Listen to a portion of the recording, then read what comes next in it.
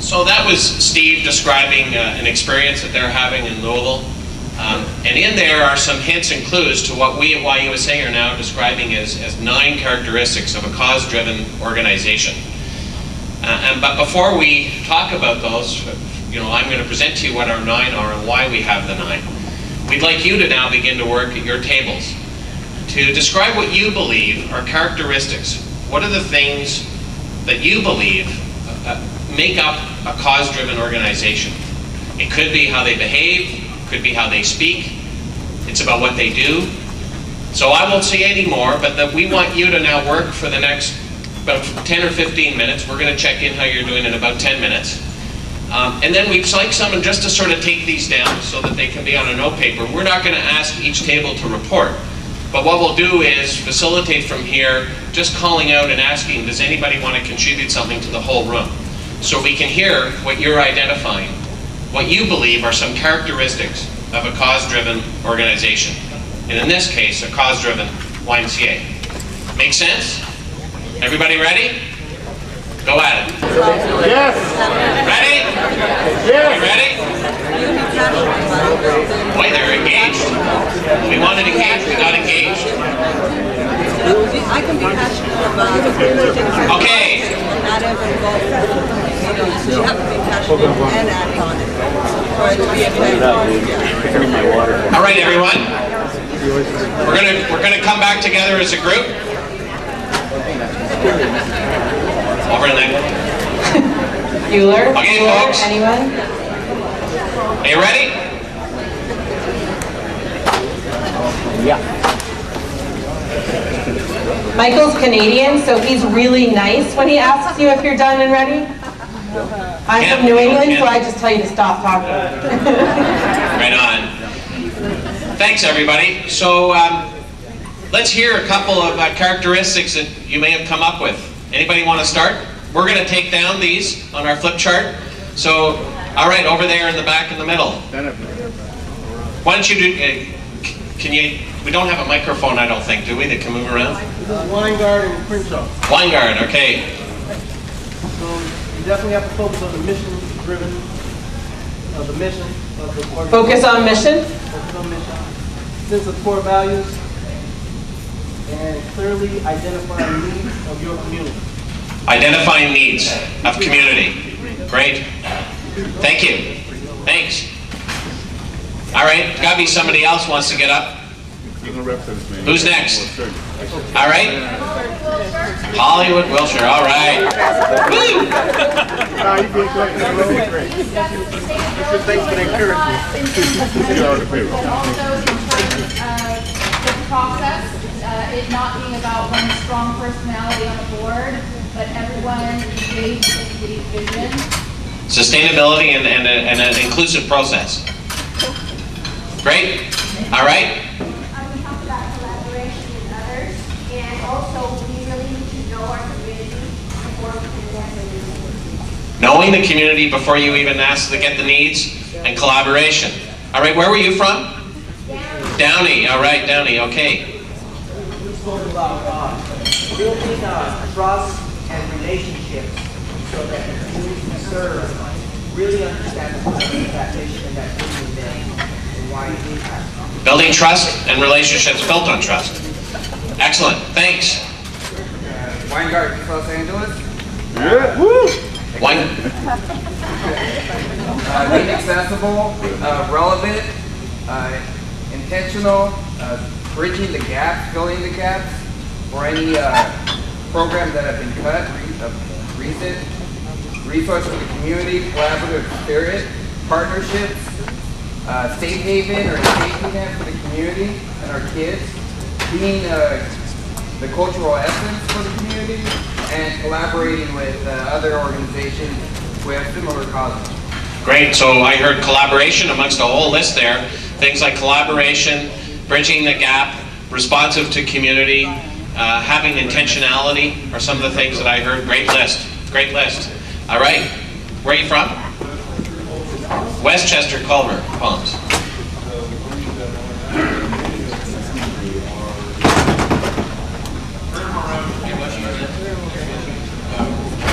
All right. We determined that the mission has to be mission-driven, not budget-driven. So in short, the budget needs to be in service to the mission. The mission and the cause is of paramount importance, not the structure that it's occurring in, meaning the building or physical premises. It has to be volunteer-driven.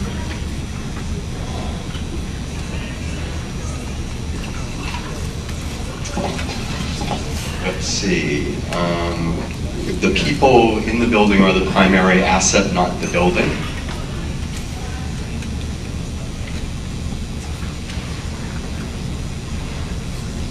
And most fundamentally, the YMCA is about enriching the individual first, because that will have ultimate impact on many later. So in line with that, we're not doing today what we're going to see tomorrow. We might never see it, but we know that it will be seen. Thank you. All right. Good. Hi, good morning, everybody. in the house. All right. Oh. That's an intro.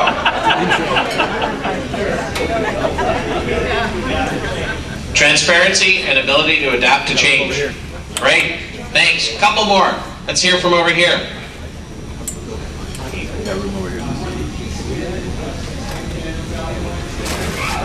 A little louder if you can, just a wee bit. What is our cause?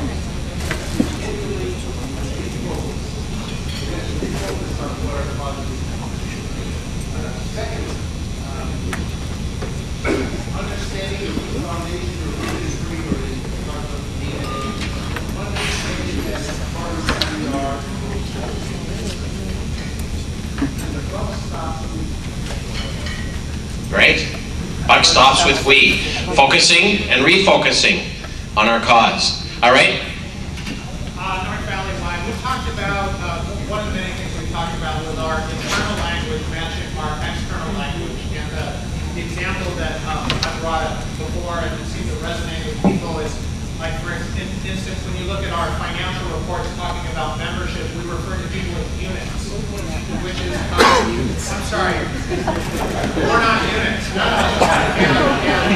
We're serving somebody, you're a unit, right? And we talked about what does that mean. And kind of what came out was that terminology is linkage to money, which doesn't have to do with what we're trying to accomplish. So that was the internal language. And you know, I think that's a great point, because that's been one of our issues, I think, in the Y, as we've gotten so focused on the business of the business that our language has become the dominant language, and we're not talking about the difference we make in people's lives, the benefits we make. We talk about our, features, and we talk very sort of Y language that doesn't relate to the cause at all. So great point. Great. Got right here, then I'll come over to you. Hey, all right.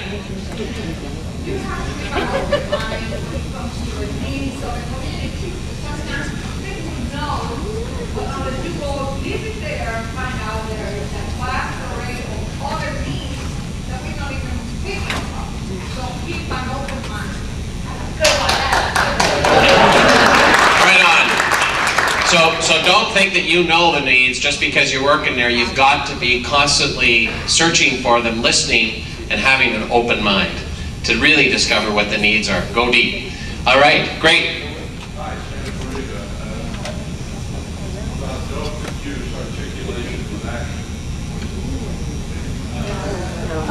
Right on. Don't confuse articulation with action. Great. Okay, I got one here, and then we'll come over there. Yep. There's being engaged with 3D, so like she said, you can really understand what those needs are. Be more outward looking, have passion and be passionate. And I think with all of that good work, though, you have to communicate the message so that people out there understand that you're that place and that you're going to be able to see them. One of the things we talked about also is there are a lot of Booster Optimists or Rotary, and they have their missions, and maybe we can collaborate those and be focused along to meet our overall goal, but then you're building that volunteer base. Great. Excellent. Really reaching out again, building collaborative, and understanding the needs of the community. Over here. West Side? Oh. West Side. I think we heard passion and commitment from the last speaker, but we also think you have to have a sense of urgency. Can't wait till tomorrow. All right, so we should all leave now and get to work. All right, sense of urgency. Right on. Excellent. Are there any others? Palisades, Malibu. We talked about the importance of harnessing the power of the community and serving as a conduit for your constituents to do the things that they want to do. It's really about empowering them to do what they want for the community. Empowering the community so people can achieve and make a difference. Right on. Excellent. Okay, well, I just want to, everybody, give yourselves applause here for your great work. You see, this is in your DNA here in Los Angeles. I think this is really one of the things about why you're one of the leading YMCAs in the United States. It truly is about, you care about your community, and you do have the senses and the beliefs. I want to just talk to you very quickly here about what YUSA came up with, and I think we heard many of the things in your answers about cause-driven behaviors. We came up with this list of 9, and I don't know how they all resonate with you. But this is what we're working on. So, we're working now at YUSA on a whole effort about living our cause, what we call living our cause. Some of you may have been through living our cause training. But what we define has some of the characteristics, and I think we heard many of these things from what you said to us this morning. But first and foremost, promote and protect the brand. And I think to us that's more than just the logo, as I said, but it's about promoting what we're about. That cause of foundations, strengthening the foundations of community, and doing whatever we can to make sure, by protect, it's not just the sort of jurisprudence of that, it's also about how we act and how we behave as a cause-driven organization. And that we as a federation make sure we hold each other to the standards of being cause-driven YMCAs. So that's really what promote and protect the brand is. Advocate to influence public policy. This is an area, I remember I've been in the Y for over 33 years, and sometimes the word advocate was a scary word. We didn't want to talk about that. But if you're a cause-driven organization and you're working in the area of young people and about healthy living and about making a difference in your community and truly being, responding to the needs, we do need to advocate. We need to have a voice to influence public policy, to make a difference, whether it be at the municipal, regional, state, or federal level. And it doesn't mean we're going to be carrying placards and demonstrating. What it means about trying, because we're the Y, because we have an incredible history and we can be trusted, we can advocate in a responsible and respectful way, but truly speak for youth development, healthy living, and social responsibility. To promote sustainability and philanthropy. Well, we heard about this in your comments back.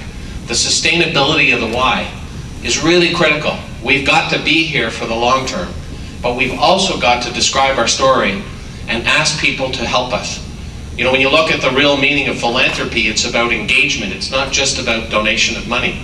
It's about caring for others, is the deeper definition of philanthropy. So it is about raising money, but it's also about expressing how you care and how you live, caring for others and caring for community. So we have to be focused on sustainability and philanthropy. Addressing community needs through programs. So we heard some great points here out of, very common theme here, about truly listening about what community needs are and then responding.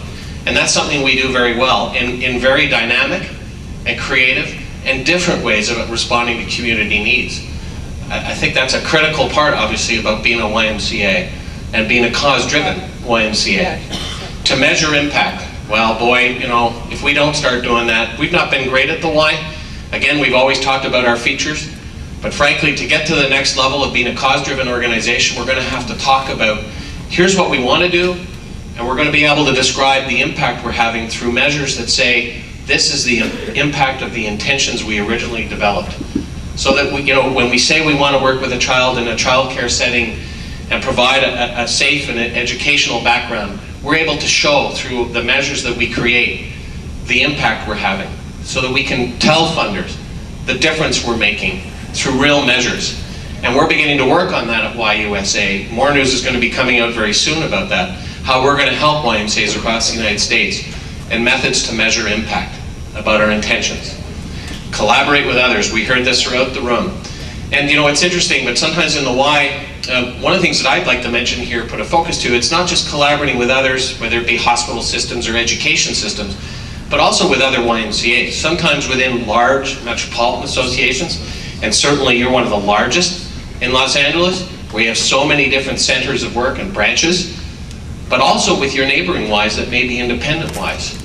You know, the general public don't know the difference between, you know, one YMCA of Boston and the YMCA of Los Angeles. Frankly, they think of us as YMCA. So how we collaborate is really important with those that can bring resources, who might have other expertise, from, you know, hospital systems to education systems to universities and colleges or other community organizations, but also amongst ourselves as YMCAs.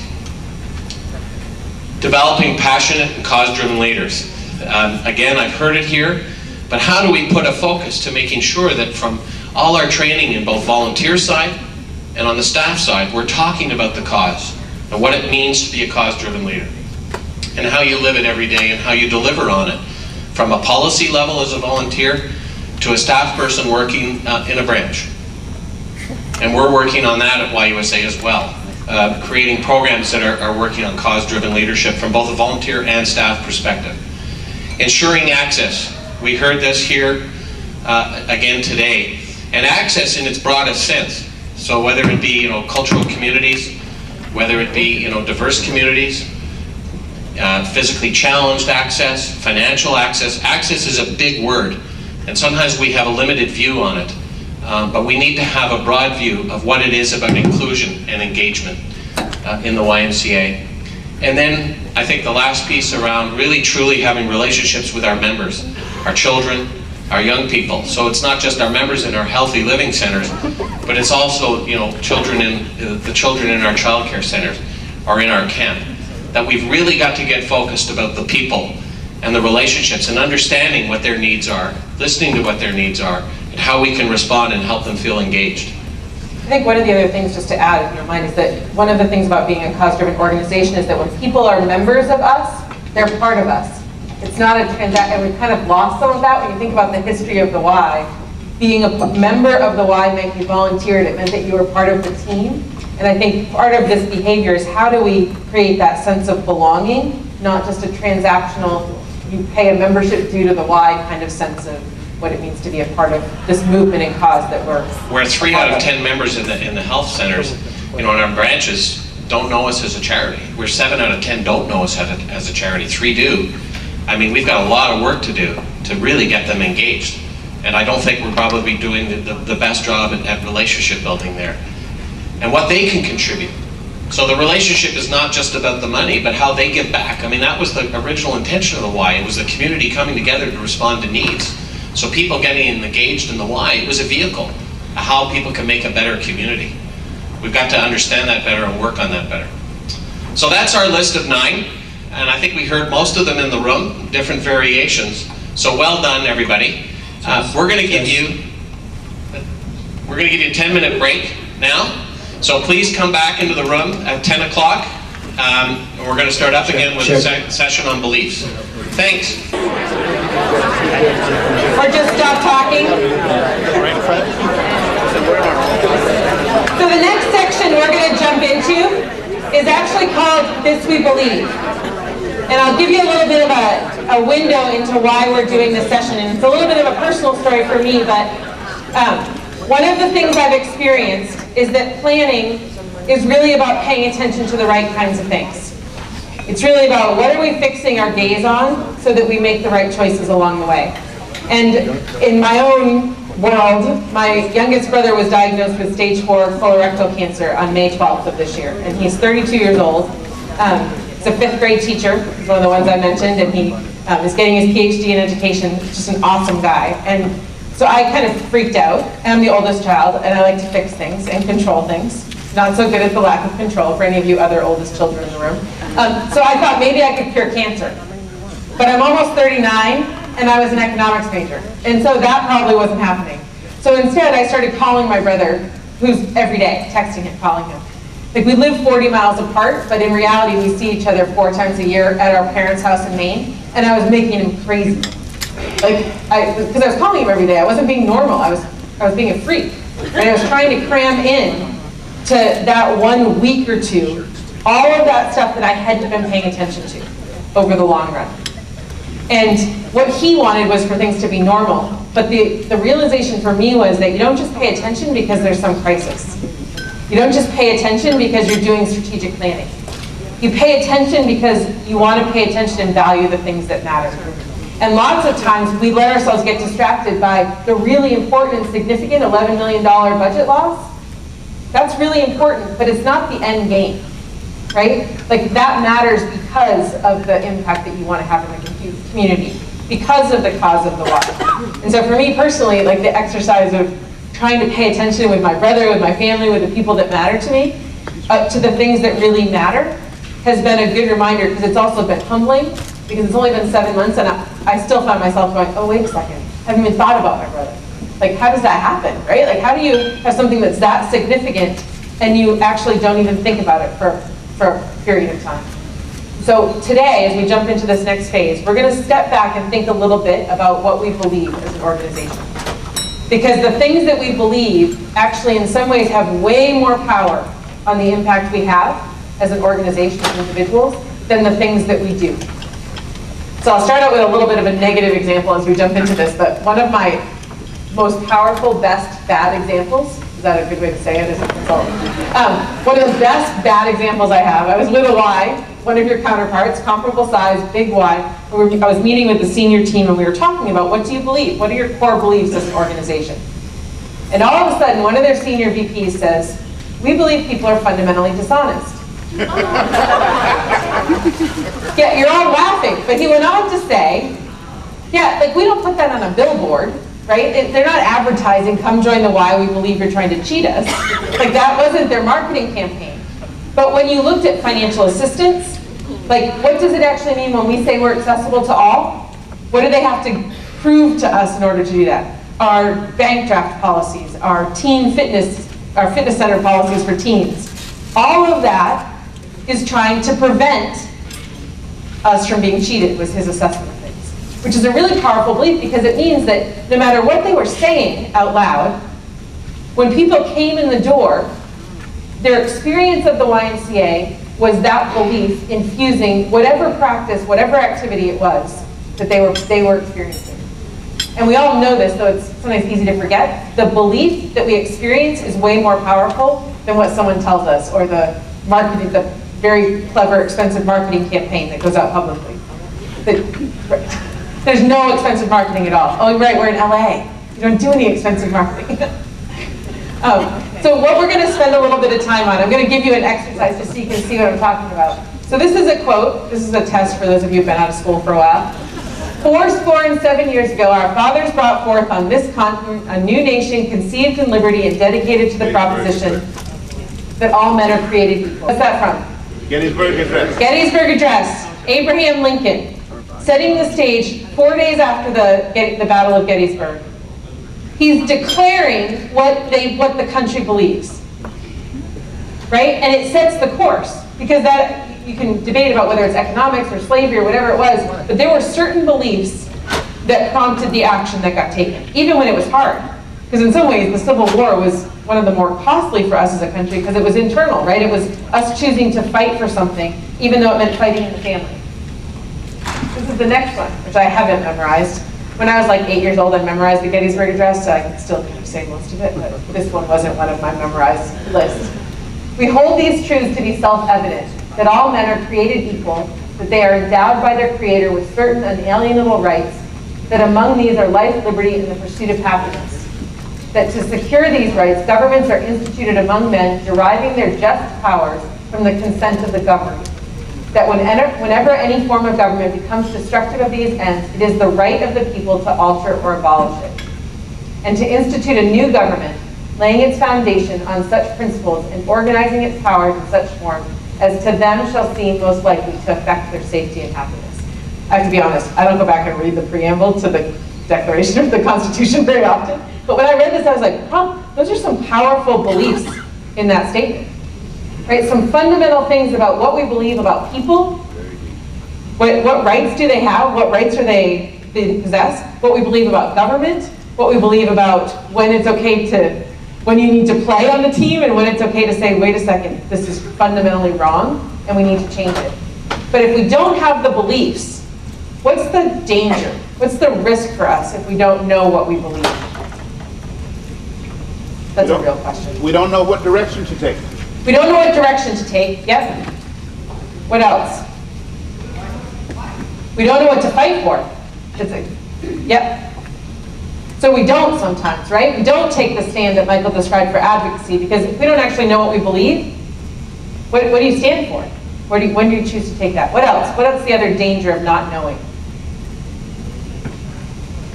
You lose what you're striving for. What else? Dictatorship. Interesting. Yeah, the logical conclusion, right? Of people who don't know what they believe. What else? There's no hope. No hope. Why is there no hope? Well, what do you hope for? There's no aspiration, is there really? Yep. Yeah, you're just kind of striving without purpose. You can't declare your purpose if you don't know what you believe. Go there and then up here. You know, you can't have your next generation because you don't have anything to educate and educate. Interesting. Like, what do you raise up in the people that are coming behind you if you don't know what you believe? My hunch is we actually raise up what we don't intend to raise up. Like, you know, you can rent this idea or totally just, you don't even have to value it after today. But my hunch is we don't ever have valueless or beliefless anything. We have beliefs we're aware of and we're choosing, and we have the beliefs that kind of seep in, and like we believe people are fundamentally dishonest. It's an interesting thing. Pretty hard to talk to others if you don't know. Yeah.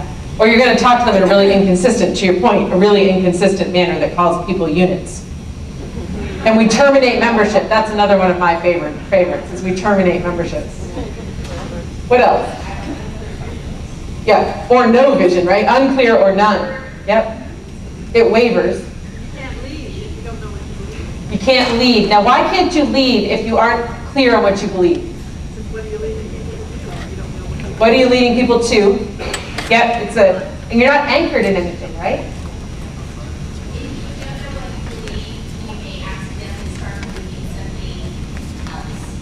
If you don't know what you believe, your beliefs can be corrupted almost, right?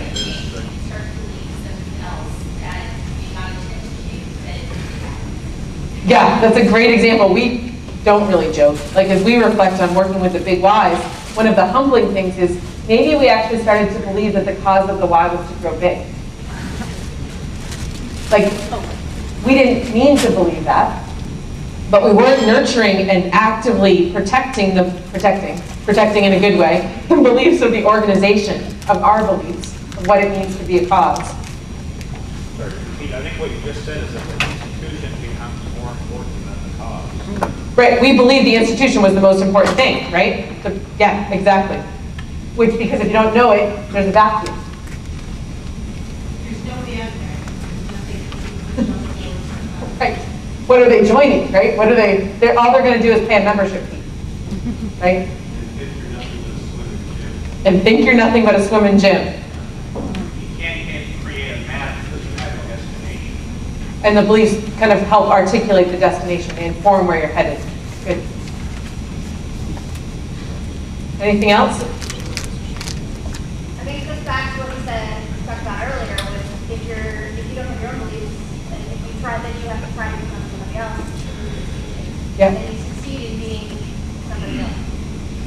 Yeah, we didn't really mean to do it in the first place, but oh wait. Like, we just sold our soul, as your former leader would say to Pepsi, hypothetically. Like, we might have done that. So part of it is thinking through, how do we own who we are? What our fundamental essence is as an organization. Because when Michael described the behaviors of a cause-driven organization, one of the reasons why we're spending time on this is because we can behave in a certain way. Some of you may have had this conversation at your table. We could balance the budget and not be cause-driven. We could take an advocacy stance and not be cause-driven. We could raise up, I don't know if we could raise up passionate cause-driven leaders. That might be the non-negotiable. But a bunch of those behaviors on that list, we could do without really believing what we need to believe as an organization to really be fundamentally driven by our cause. And so in your packets, and we're going to do this exercise in your teams, take some time to articulate what do you think we need to believe as an organization. Now part of this effort is, and I'm going to ask you to hold both and. I'll tell you another quick story. So my niece, was the one you saw a picture of, was born in September, and I was in the delivery room. So I'm single. Those of you who are parents, you know that it's possibly one of the grossest things you can witness in your entire life. So I'm sitting there with my little sister, waiting for my niece's arrival, thinking, yep, this is as gross as the first time I watched it. And all of a sudden, Lillian makes her appearance in the world, and I'm in tears, thinking, it's the most beautiful thing I've ever witnessed. Like, so those of you who are parents may have experienced that, where you go, in one split second, it is both the goriest, grossest thing I've ever seen, and the most amazing promise of life and hope that you could possibly imagine. It's both and, right? Like, it's both the good stuff and the bad stuff. My brother has cancer, and it doesn't look good. Like, he's 32 and his life's way too short. My niece has her whole life in front of her. Both of those things are true, both and. Like, it's not all awful and it's not all horrible, it's not all good. It's both and. And so as you think about this belief list, generate a list of what are the beliefs we aspirationally need to hold as an organization. So think both on behalf of your board, at your branch level where you are, but also collectively as an organization. Because as an association, you need to have some kind of fundamental core beliefs that you're going to hold to, that are going to drive the behaviors. And then, but at the same time be thinking, are there things as a branch board, branch staff team, that we need to hold and believe about people, about the purpose of the organization, about the nature of the community you're serving. And you don't want too many, so shoot for between 5 and 10, just get a list. And it's okay if some of them, the ones that you currently hold, aren't all that aspirational. I'd encourage you to be honest, be transparent in an effort to say, listen, if we actually admit that we believe people are fundamentally dishonest, we can renovate that belief. And so are there some things that you hold that need to be renovated as an organization? So have at it. We'll give you 15 minutes, and there's a worksheet where you can just jot down notes to yourself. Operational ones. What ones do you need to hold in order to move the organization forward in the way you feel like you need to collectively be moving forward? Does that make sense? So as you're looking at your list, not your whole list, just in case those of you are inclined to overshare, not your whole list, just one. What's the belief you think is most important to the association?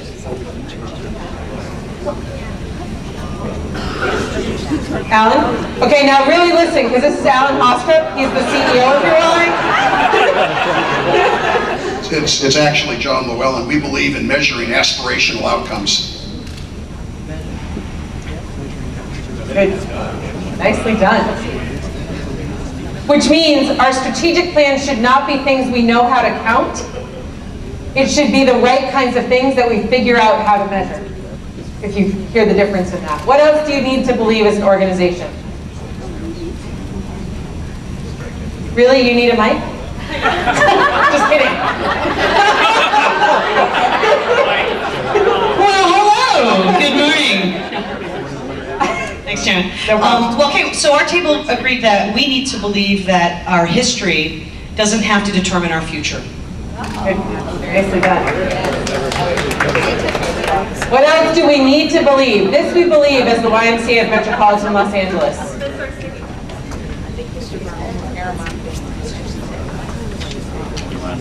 I probably don't need the mic either, but we can make a difference and we can't do it all on our own. Good. One here.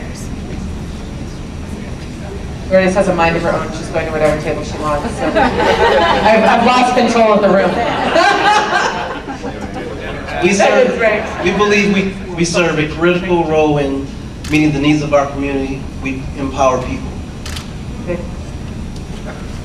Lourdes.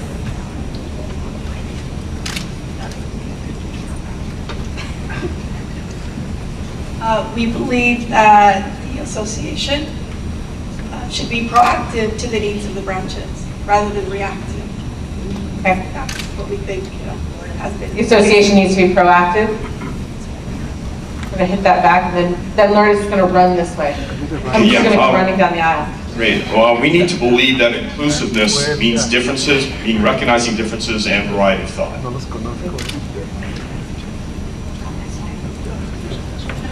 Because I have no control, and she's way in the back corner. We need to believe that our mission is beyond and larger than our members. Good. There's another one here. When we nurture the community, our community is healthy. Versus when we nurture ourselves, our budget balances. That would be a fundamental difference, right? Hold on. Okay, do you hear that? We need to believe that everyone has value and we don't know everything. Those are two, and you can hear the difference, right? We believe that every person has value is a fundamental underlying belief that is going to infuse how we show up in the programs, in our collaborations, in the ways that we recruit board members, all of those things. You didn't realize you were just using her as an armrest? She actually had something to do. We need to agree to be we. We need to agree to be we. Did that get marketed right out of the association table? That's, yeah, like, we. Like, that we're stronger as we. Like, we need to. Anything else? Yeah. I'm training for a marathon, guys. Good job, We believe behind every membership is a person. Not a unit. Good. We believe that resources will become available.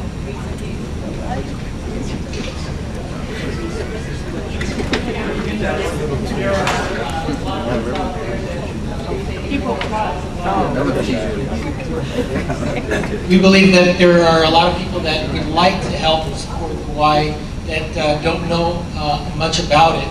And if they knew more about it, they would help. And we need to believe that we can reach those people and articulate the mission.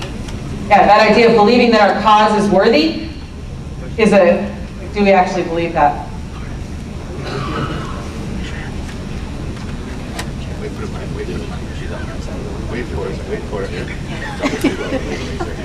We believe that we can serve our community and our planet and health and wellness all at the same time. Good. Carol? Oh, or not? We believe that we are changing the world and we must continue to change the world. We need to have a bold vision to change. Carol?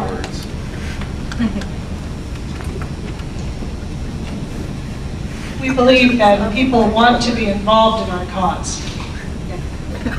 And I'm going to press the pause button. These are all really good. I'm wondering if you had any conversations about beliefs that you might need to renovate or let go of. Now this is the less pretty one, but we actually believe that it's the powerful part. As powerful as the belief part. We sometimes believe that we need to fix, change, or correct something as opposed to partnering with people, empowering people, and transforming lives. Good.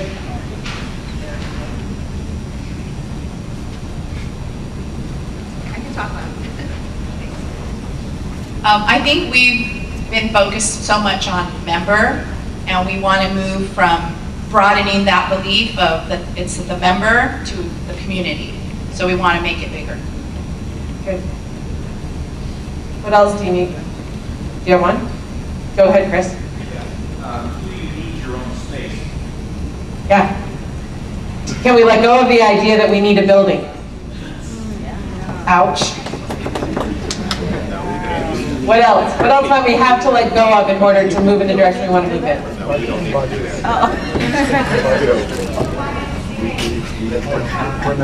We're not affecting it, Yeah. then we have to relieve it. That's right.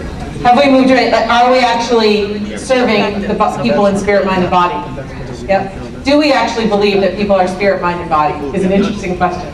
Do we believe that they're all of that? Anything else? Hi. I believe that we let our circumstance cloud our vision. What else might we have to let go of?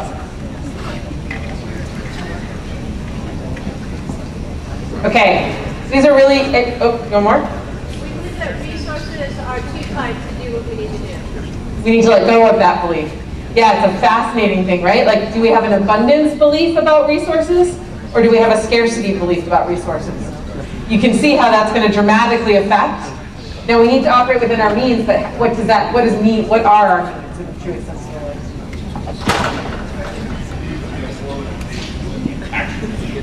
We believe we have more limitations than we actually do. So I was just with another one, I can't actually remember, it was Boston or Kansas City, we were doing the same planning process, and we'll talk a little bit later about how people go out when we do the community stakeholder interviews. And this is why I went out and they said to the people doing the interviews, we feel like you have capacity that you aren't leveraging. Like that you have the ability to lead and show up and make a difference, but for some reason you're not doing it, which is exactly that view of yourself. We need to believe that Metro is more of an advocate and not an adversary. Yep. Do you hear that belief, right? Like that's the flip. Because my hunch is, you're all going to lose something as you renovate the culture here. Like, and I don't mean that in a negative thing, but at the same time, Metro's going to have to give something up, and so are the branches about the other, in service to that place we're headed. I think she's going somewhere. So someone's jumping out of their seats. So I'm going to let her go before she hurts herself. I'm very excited about it. We believe that we are a several branches and not an association. Yep. We've got to let go of that. Like, what is a one Y? What does that look like for us? So the shift to calling ourselves the Y is an interesting thing, because I think that you all are saying in the room isn't that it's much more broad. We're not limited to young, we're not limited to men, and we're not limited to Christians. The only letter in there that applies is the word association. So we should have rebranded ourselves to be the A.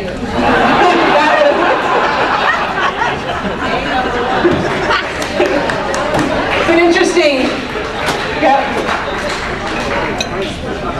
I'm going to press the pause button now. We don't want you to end this conversation about beliefs. Like I encourage you, it's one of those things where beliefs don't get held well because we just declare them. The things we believe actually have to be nurtured over time because they're like a living thing that you have to tend all of the time. So throughout this planning process, throughout your work at your branch level, with your staff, with the rest of your boards that aren't here today, be thinking about what do we believe and what are the beliefs that are showing up that we don't mean to be showing up.